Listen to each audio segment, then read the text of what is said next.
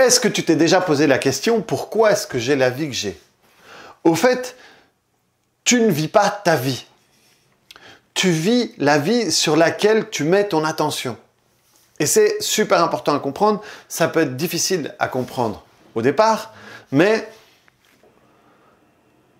une autre personne peut vivre la même chose que toi, mais vivre une vie complètement différente.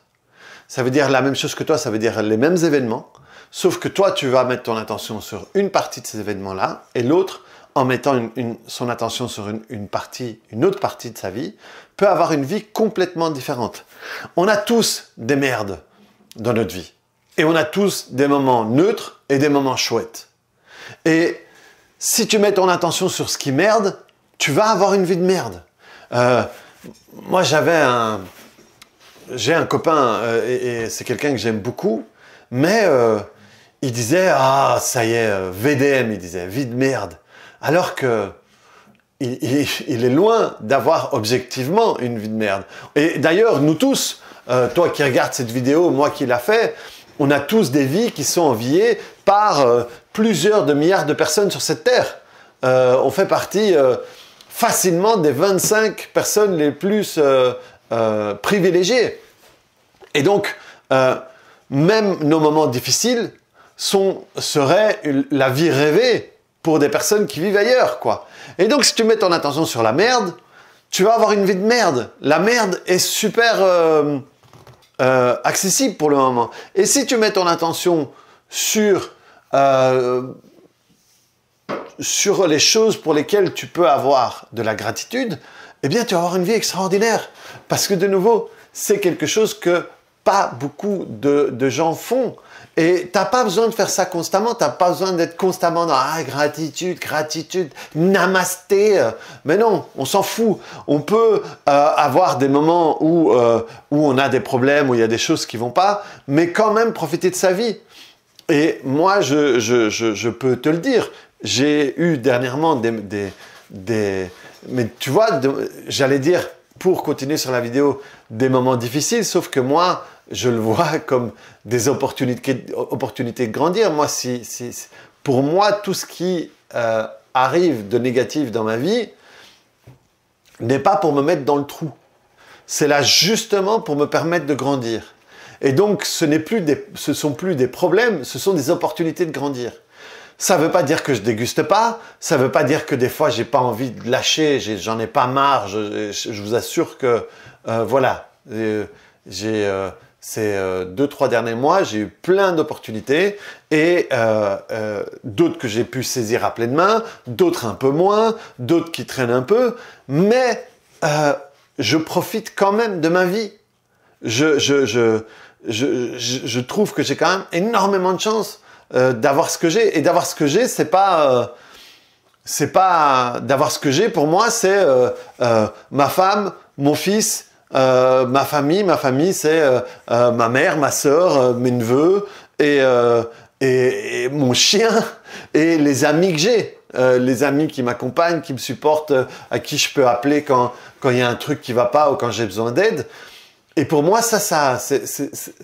rien qu'en pensant à ça, ça change complètement et ça a plus de poids que les moments difficiles. Les moments difficiles, c'est pas les premiers, c'est pas les derniers, mais surtout,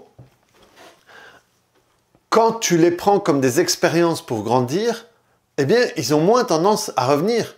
Si tu les prends en disant « Ah putain, fais chier, pourquoi moi, c'est pas juste, je fais tout pour pas y penser », eh ben, ils vont grandir. Parce que pour moi, c'est vraiment un truc qui est là pour te faire grandir. Mais ça, j'y reviendrai surtout dans la prochaine vidéo. Les moments merdiques, les moments pas cool, les choses pas cool sont toujours accessibles. Tu vas toujours en trouver. Et regarde, pour le moment, il y a partout des opportunités de bouffer de la merde.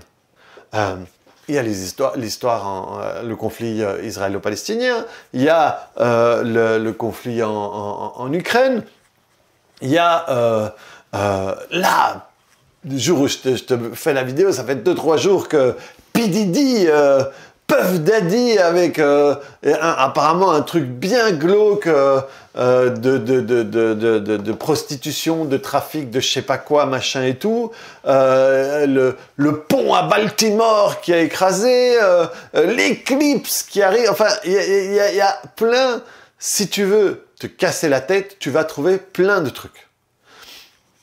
Mais le truc, c'est sur quoi tu vas mettre ton attention.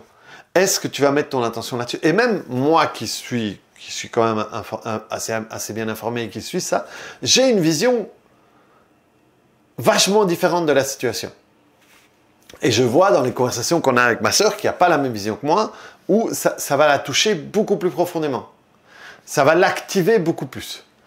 Et quand, moi aussi ça peut arriver de m'activer, mais moi je sais quoi faire de mon activation.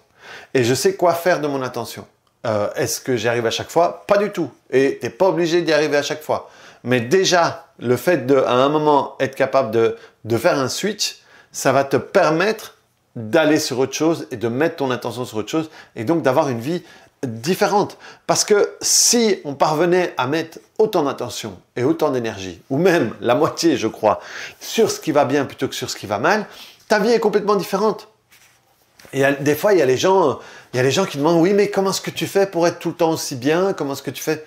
Mais rien, en fait. Des fois, je remets les choses en perspective chez des clients, chez des machins ou des trucs, quand ils ont des problèmes avec leur enfant à l'école ou quoi que ce soit. Moi qui... je te mets sur cette vidéo-là si tu veux me voir chialer. Moi qui ai accompagné des enfants qui sont morts ou qui ai vu de loin le processus de parents qui ont perdu des enfants,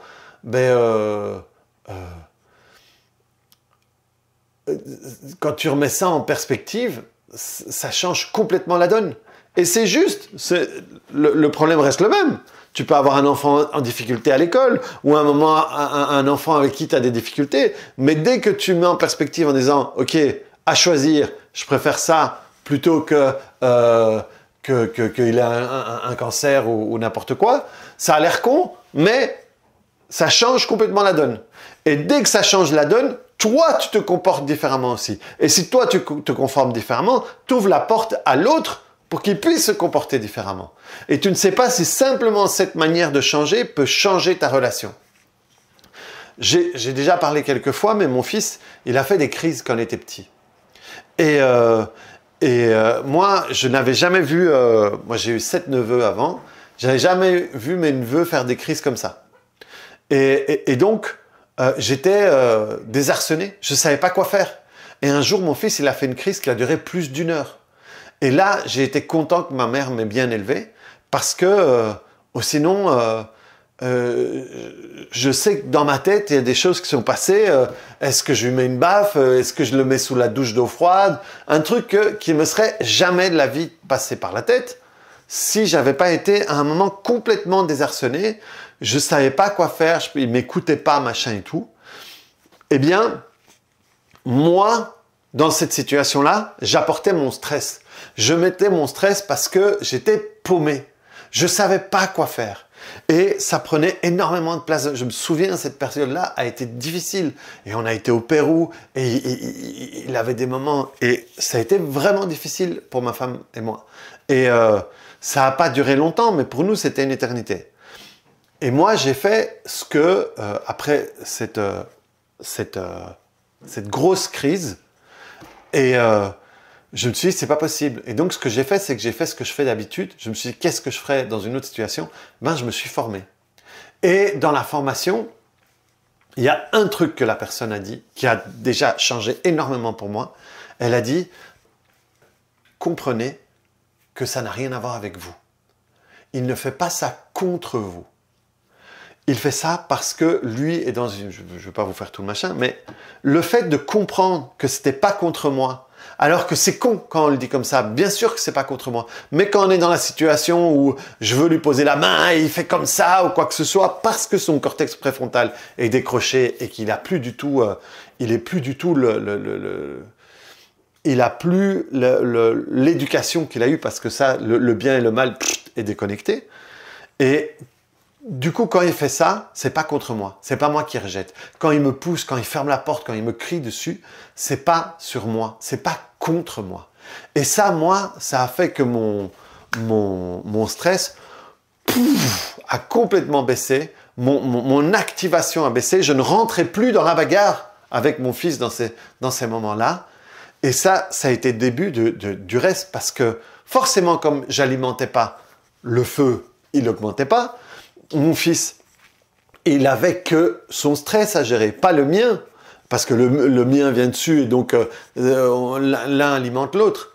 Et donc simplement, moi, après, il y a d'autres astuces et d'autres trucs que j'ai utilisés et qui ont fait qu'en très peu de temps, c'était parti et c'est plus jamais revenu. Simplement le fait de moi changer une petite position, ça fait que la situation entière a changé. Et donc, c'est pour ça que je te disais tout à l'heure que simplement, aussi con que ça veut dire, parce que des fois, les gens peuvent dire « Ouais, mais bon, tu peux utiliser ça pour tout. » Ben, le problème, il est où? Il est où le problème que tu dises « Ok, mais finalement, je préfère ça qu'il ait une maladie, par exemple. » Et du coup, tu peux voir les choses différemment, tu prends les choses différemment et tu les ouvres pour qu'elles aillent ailleurs. Mais bref, je reviens sur le sujet. Les choses qui merdent sont toujours accessibles. Donc, tu as plein d'opportunités quand tu veux pour mettre ton attention sur la merde et donner une direction à ta vie qui sera vers des choses stressantes, angoissantes ou autres. Et plus toi, tu vas vers là, vers toute la partie angoissante, stressante et tout, plus tu te mets dans une situation où tu peux être facilement manipulable. Ça, c'est la réalité scientifique. Après, tu peux aller sur le côté complotiste où c'est fait pour ça. Finalement, on s'en fout. Ce qui importe, c'est toi, qu'est-ce que tu contrôles? Qu'est-ce que tu gères? Qu'est-ce que tu maîtrises? Il y a souvent une phrase de Idriss Aberkan que je transforme un peu. C'est libère tes émotions avant que quelqu'un d'autre... ou apprends à utiliser tes émotions avant que quelqu'un d'autre le fasse pour toi. Et l'important vraiment à comprendre, c'est que c'est une situation de focus. Sur quoi tu mets ton attention? Sur quoi tu mets ton focus? Et de nouveau, comme c'est la fin de la vidéo, je vais faire ce que je fais d'habitude. Observe-toi, note. Note sur quoi tu mets ton attention. Sur comment est-ce que tu es avant de manger? Comment est-ce que tu es quand tu arrives avec ta famille? Comment est-ce que tu es quand tu arrives au boulot? Comment est-ce que tu es quand tu mets quand tu as une difficulté?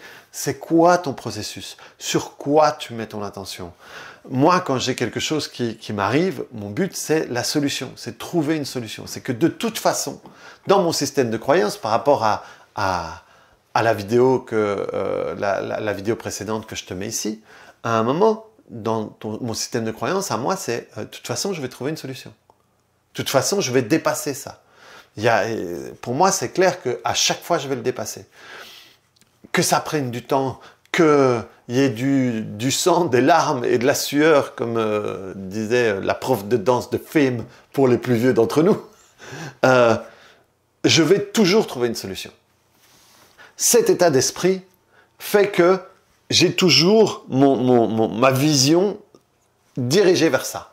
C'est un peu dans les cours de conduite, quand tu vas te prendre un obstacle, ils te disent « Regarde par où tu peux passer ». Si tu regardes l'obstacle, tu vas te le prendre.